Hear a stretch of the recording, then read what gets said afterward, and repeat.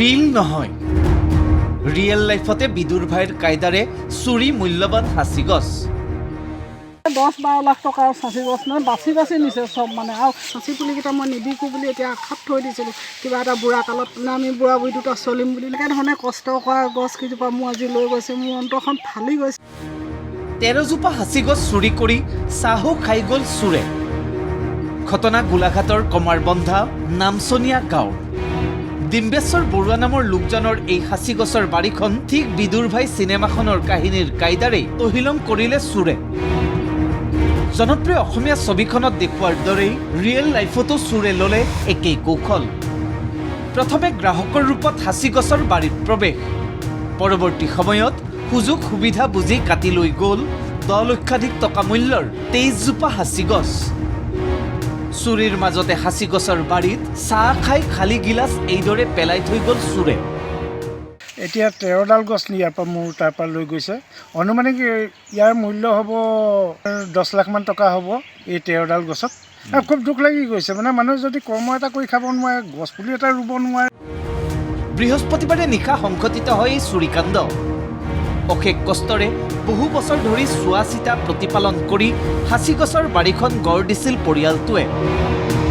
বিপদৰ সময়ত সাৰথি হ'ব বুলি বিক্ৰী নকৰাকৈ অতি যত্নৰে লালন পালন কৰি ৰাখিছিল হাসি গছ কেইজোপা কিন্তু চোৰৰ দুষ্কাৰ্যত এতিয়া হাহাকাৰ অৱস্থা পৰিয়ালটোৰ পিছে কোনে সংঘটিত কৰিলে এই দুষ্কাৰ্য গৃহস্থৰ সন্দেহ কিছুদিন পূৰ্বে গ্ৰাহকৰ ৰূপত আহি হাসি গছৰ বাৰীখন চাই যোৱা 3জন যুৱকেই চুৰি কৰি নিছে হাসি গছ কেইজোপা সেইদিনা মই বিকা অংকটো নাছিলোঁ সেইদিনাখন বেপাৰী কেইজনমান আহিছিলে অহাৰ লগে লগে মই তেওঁলোকক সিফালৰ মোৰ বাৰী গছ দুডাল দিলোঁ দিয়াৰ লগে লগে তেওঁলোকক নেচাবলৈ ক'লে তেওঁলোকে আহি ভিতৰত আহি চালেহি চোৱাৰ পিছত 3জন ল'ৰাই মোক কৈছিলে বোলে ইয়াৰ গছ দুডালমান দিয়ক মই বোলো নিদিওঁ এইকেইজোপা গছ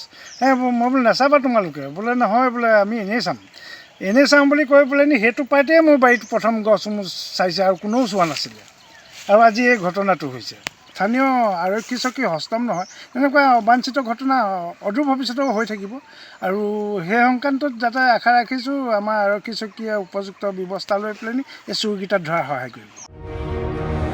ইতিমধ্যে পৰিয়ালটোৰ গোচৰৰ ভিত্তিত তদন্ত আৰম্ভ কৰিছে কমাৰবন্ধা আৰক্ষীয়ে গোলাঘাটৰ পৰা জয়ন্ত তামুলীৰ ৰিপৰ্ট ND24